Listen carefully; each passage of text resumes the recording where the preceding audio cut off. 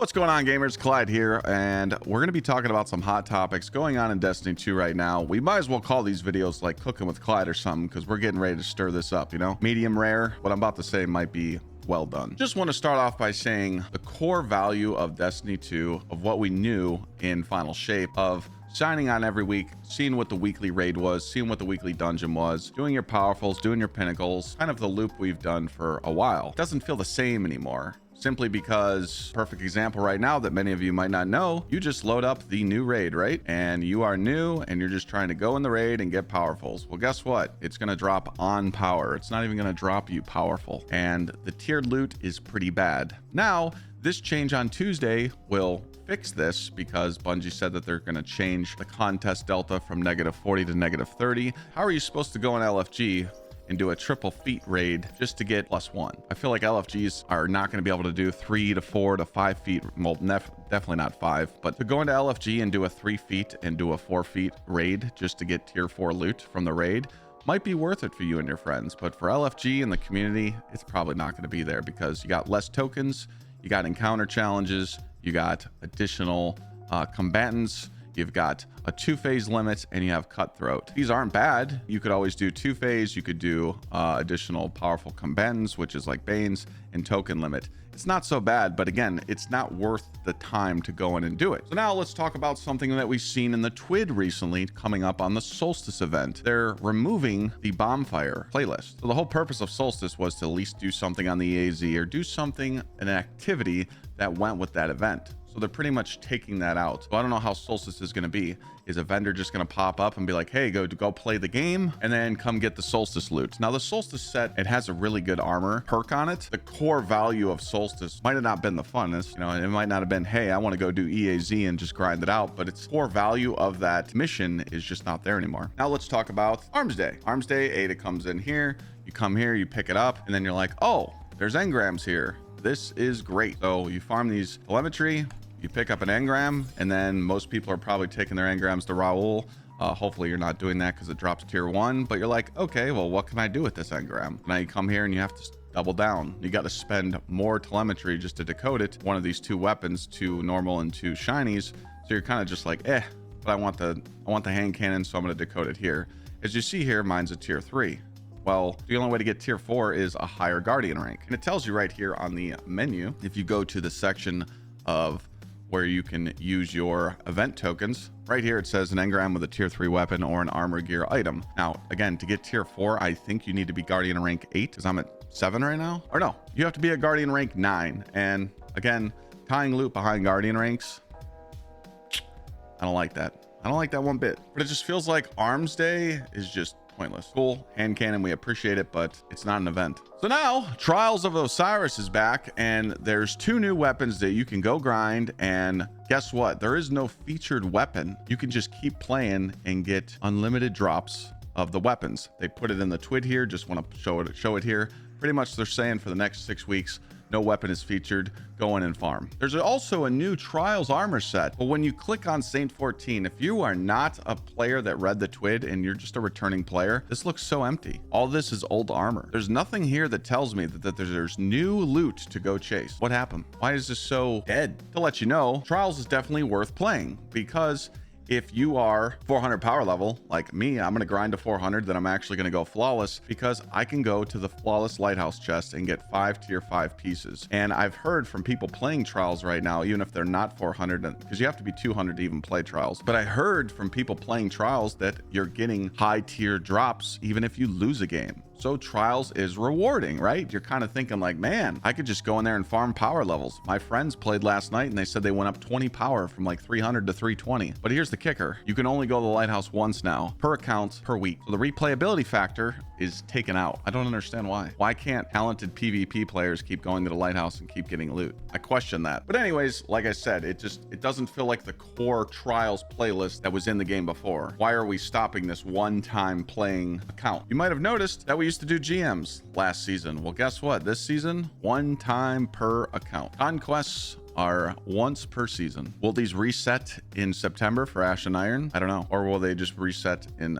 December with Renegades? You have to do these to get up in Guardian ranks. And a lot of people that are 450 told me to save these for last. Don't do them until you're guaranteed tier 5 drops, because it can definitely help you with getting your power level up or getting a tier 5 drop. So again, that's just more rip away from endgame. Let me like recap of what I just talked about. Endgame raids don't reward you. Grandmaster Nightfalls are no longer. They don't reward you. Trials doesn't reward you for going flawless. Do you see a pattern here? We're going to talk about this modifier right here. I don't know if you've done these yet, but yeah, this thing right here, take it, throw it in the trash. You can't even use an exotic class item. You're forced to use new stuff. Now, are these conquests easy? Yeah, you just run them over. They're very easy to do. What's the point? You know, I don't understand that. And then when we're going into Fireteam ops, here's another thing that really gets me. If you go into Fireteam ops and you click on any of these missions and you click customize, it is no longer match made. Play your way, by the way.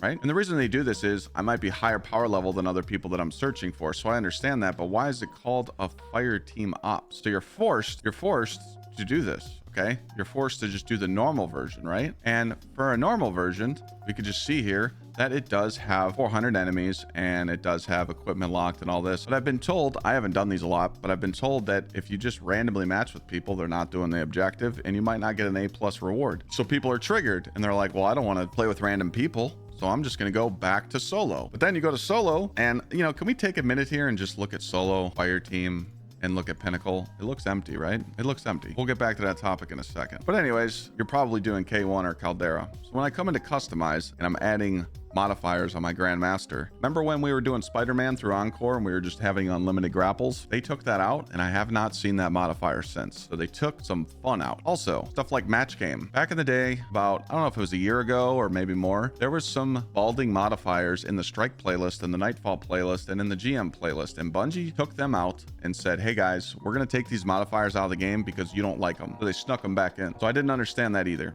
So again, you're just like taking the core out. It goes back to the saying, we're not playing our way. And that's kind of something I just don't understand. And talking about this power level grind, most casual players are never going to hit 400. You're probably waiting to see what they're going to do in September and see if they're going to make it easier for you. Because if you got a full-time job and you got any responsibilities in life, you probably can't do this grind. You can't. Going from power level 400 to 450 is an average of 100 to 120 hours just from 400 to 450. So I'm telling everybody, if you want to grind, hit 400 and then just play the game however you want, or just chill, because you're probably not going to enjoy that grind. Now, I know everyone's freaking out like, well, Clyde, I got to do all this grind and I got to focus on tier 5 loot. And then in December, they're going to take us back down to 200 power. I'm not 99.9999999% sure, but I can tell you right now with the feedback they're getting on this power leveling system, I do not think Bungie's going to stand on their ground and reset our power back to 200 in December. Here's why. People are not going to want to do the grind from 200 to 450 again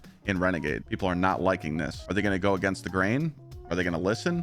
I don't know, but I don't think they're going to keep the same system. They can't. Now, will they bump the power level up? Maybe. They don't like doing that because they don't want to see those numbers get up even more, but I don't see them keeping the same system because, again, we have to give this new system a chance. They're going to keep just improving it and making it better and better. They can't get it right the first time. They changed a lot of the game. In my opinion, you should just hold off on focusing on chasing that tier 5 loot until we see what they say. Slow play until September, see what you think, and then when September comes with Ash and Iron, make up your mind then. Now, I do want to point out, once you do hit 500 power in Ash of Iron, you will be guaranteed tier 5 drops nonstop. Lootapalooza. It's going to be pretty insane. So you'll be able to make your builds and stuff and get all the weapons you want. But again, is it worth the grind? That's totally up to you. So what I want to understand here, what if someone returns to the game, right? If you return to the game and let's say you haven't played for 2 years, not only do you got to buy Final Shape, but you got to buy Year of Prophecy. Even if you don't want to buy Year of Prophecy, you could just buy Edge of Fate. But you should buy Final Shape because you want the exotic class items, you want Prismatic. But when you want to come just do an old dungeon like so, we're playing at -10 in old content. I've heard people I've heard LFG doing runs of old content right now with this -10 delta, and they're not happy. It's not enjoyable. I do also want to point out, in every single dungeon of the game, you can't farm the exotics. It's only a 1 time per character per week. And then let's say if you're like, hey, I like Vault of Glass and I want to go do something else. Now they are changing this. I do want to point out next week this stuff is going away. They did put in the twid that they are changing this stuff, so they're fixing it in 4 days. So I just, you know, I want to point that out, that they did see this. But again, it's just another sneaky tactic that shouldn't have been put in the game, you know, because you come here and you go, okay, I want to go do a standard vault of glass, but like, what do I get out of it? Do you get powerfuls? Like the way that the portal's structured, no matter what you play, you get rewarded for it. So why isn't the rest of the game like that? Like, why can't people say, hey, I like doing vaults of glass, I'm gonna go farm Atheon? Maybe they can get +1s. You don't have to get +3s like the portal's giving you, but at least reward players for their time of what they're doing. I feel like every single mission, every single playlist, every single crucible thing, anything you do in the game, everything should reward you for your playtime, because you're playing the game how you want, not how Bungie wants. So that's what's kind of throwing me off. So we've went over core playlist activities, trials not being rewarding unless you do it once, raids not being rewarding unless you're running 4 feats, can't grind GMs. This is what we've been used to for 10+ years. You sign on, you got gold stars, you do all your powerfuls and pinnacles, and you're rewarded. Now we're here. What happened? Now I do want to point out that people say, well, Clyde, you're doing the same activities over and over. How is that fun? Let me introduce you to the spare rations farm. I did this for 95 hours in reckoning. It took me 95 hours to get this weapon. You've probably farmed guns in the past, like Imago Loop, Grasp of Malik, Fatebringer, whatever. Stuff like that's okay. I don't mind doing the solo Caldera and the solo K1. Getting 1 drop every 5 minutes or 4 minutes. The community's not going to have that. I feel like the replayability factor needs to be changed for sure, because like everyone's just like, well, I'm gonna go do Starcross, it has 2 completion rewards. But what if tomorrow's reset, it only has 1 and this has 3? You know, you need to put diversity in this portal. You know, maybe K1 might be 1 completion reward and so is Caldera because it's easy, but if you go do Skywatch, you get 2 completion rewards. It all comes down to how many drops you're getting per hour. So what are you grinding to get your power-ups to get those tiered drops? So